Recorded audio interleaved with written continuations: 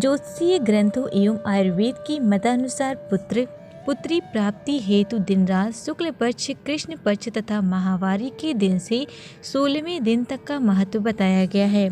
धर्म ग्रंथों में भी इस बारे में जानकारी मिलती है। यदि आप पुत्र प्राप्त करना चाहते हैं और वह भी गुणवान, तो हम आपकी सुविधा के लिए यहाँ हम माहवारी के बाद की विभिन्न रात्रियों की महत्वपूर्ण जानकारी दे रहे हैं। चौथी रात्रि के गर्भ से पैदा पुत्र अल्पायु और दरिद्र होता है। पांचवी रात्रि के गर्भ से जन्मी कन्या भविष्य में सिर्फ लड़की पैदा करेगी। छठवीं रात्रि के गर्भ से मध्यम आयु वाला पुत्र जन्म लेगा। सातवीं रात्रि के गर्भ से पैदा होने वाली कन्या वांझ होगी। आठवीं रात्रि के गर्भ से पैदा पुत्र ऐश्वर्यशाली होता है। नौवीं रात्रि के गर्भ से ऐश्वर्यशालिनी पुत्र पैदा होता है। 10वीं रात्रि के गर्भ से चतुर पुत्र का जन्म होता है। 11वीं रात्रि के गर्भ से चरित्रहीन पुत्री पैदा होती है। 12वीं रात्रि से गर्भ से पुरुषोत्तम पुत्र जन्म लेता है।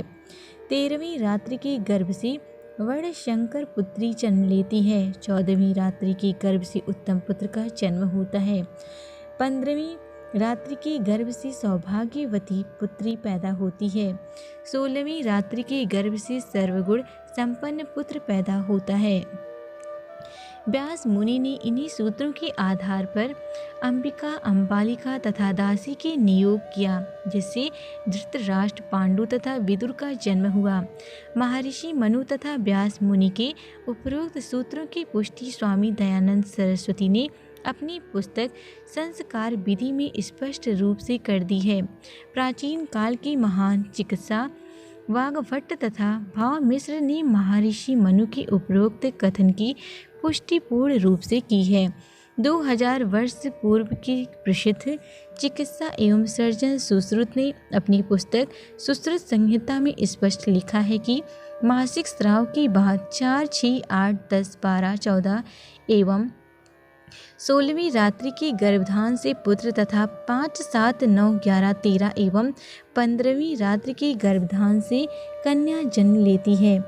2500 वर्ष पूर्व लिखित चरक संहिता में लिखा हुआ है कि भगवान अत्रि कुमार की कथानुसार स्त्री में रज की सबलता से पुत्री तथा पुरुष में वीर की सबलता से पुत्र पैदा होता है।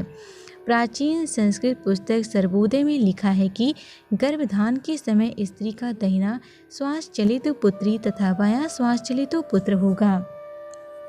यूनान के प्रसिद्ध चिकित्सा तथा महान दार्शनिक अरस्तु का कहना है कि पुरुष तथा स्त्री दोनों के दाहिने अंडकोश से लड़का तथा बाएं से लड़की का जन्म होता है।